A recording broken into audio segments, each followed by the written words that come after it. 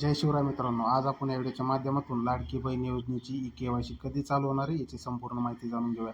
अशाच नवनवीन माहितीसाठी आणि खऱ्या माहितीसाठी कृषीप्रधान यूट्यूब चॅनलला सबस्क्राईब करा, जेणेकरून तुमच्यापर्यंत खरी ती माहिती येत राहील.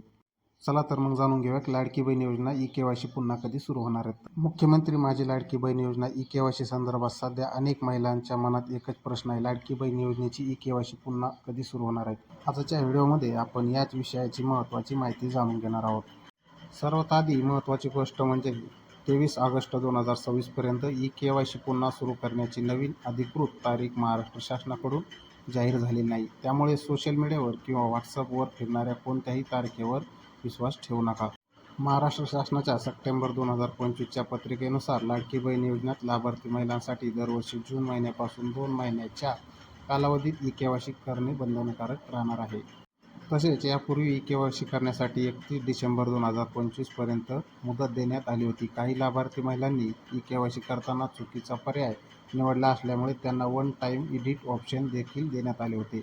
म्हणून ज्या महिलांची ई-के-वाय-सी पूर्ण झालेली नाही त्यांनी घाबरून जाण्याची गरज नाही. शासनाकडून नवीन अधिकृत सूचना किंवा पोर्टलवर ई-के-वाय-सी सुविधा सुरू करण्यात झाल्यानंतर त्याची माहिती मिळू शकते. भगिनींनो, तुमचा आधार क्रमांक, मोबाईल नंबर आणि बँक खात्याची माहिती योग्य आहे का हे देखील तपासून ठेवा, कारण योजनेचा लाभ मिळण्यासाठी आधार प्रमाणीकरण आणि डी-बी-टी संबंधित माहिती महत्त्वाची आहे. आणखी एक महत्त्वाची गोष्ट, ई-के-वाय-सीची नवीन तारीख जाहीर झाल्याचे सांगून कोणी पैसे मागत असेल तर सावधान राहा. अधिकृत माहिती फक्त महाराष्ट्र शासनाच्या संकेतस्थळावर किंवा लाडकी बहीण योजनेच्या अधिकृत पोर्टलवर तपासा.